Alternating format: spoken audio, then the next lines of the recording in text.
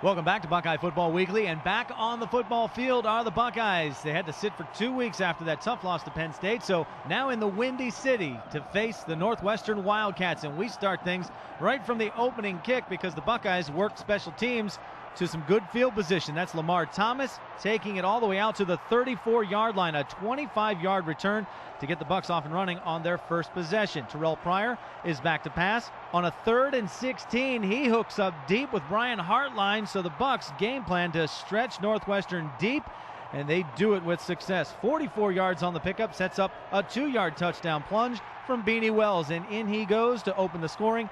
7-0 Ohio State early. Northwestern on their first possession, right back at it, a 13-play drive. Mike Kafka keeps it for the touchdown, and we are knotted at 7 apiece.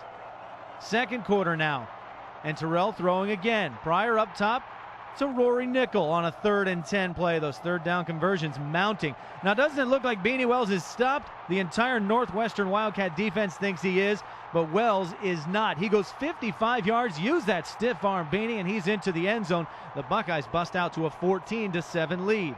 Ryan Pretorius then lines up for a 33-yard field goal, and he knocks it through the uprights, and the Bucs extend their lead to 17-7.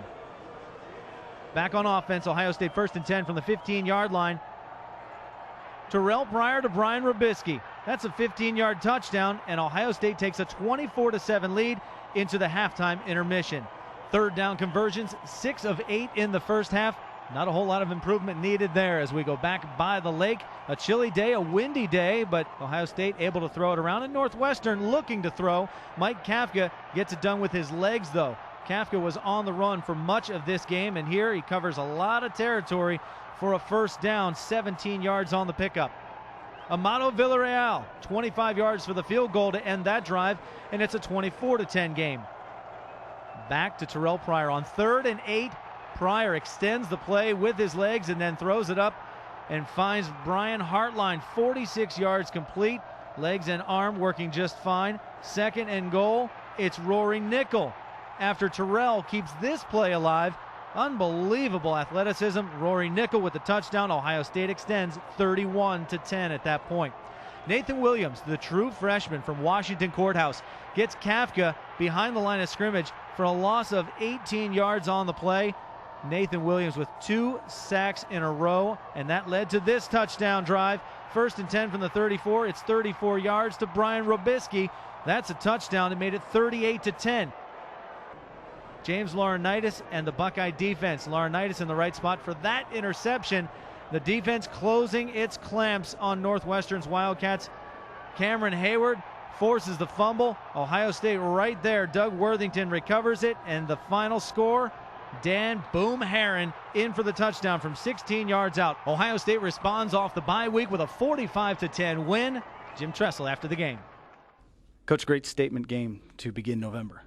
Well, it was a good one. You know, we wanted to get back on the field. We hadn't been there since the tough loss to Penn State, and our guys practiced hard during the open week, and they know the importance of November and on the road, which is always difficult. Northwestern fought like crazy. This wasn't a 45-10 game, and so it was a good one to get in the win column, and now we got to get ready to go. Well, you stretched the defense deep with Terrell Pryor, probably his best passing game of the year.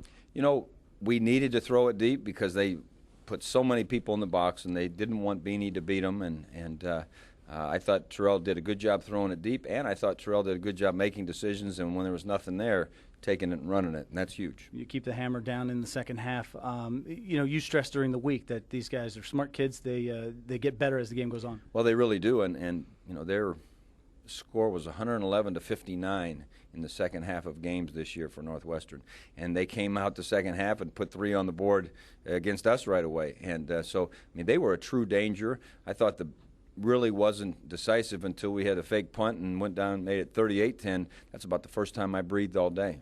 Well, 2 to go and a great way to start November. Thanks, Coach. Thanks, Hoagie. All right, back with a final wrap after this.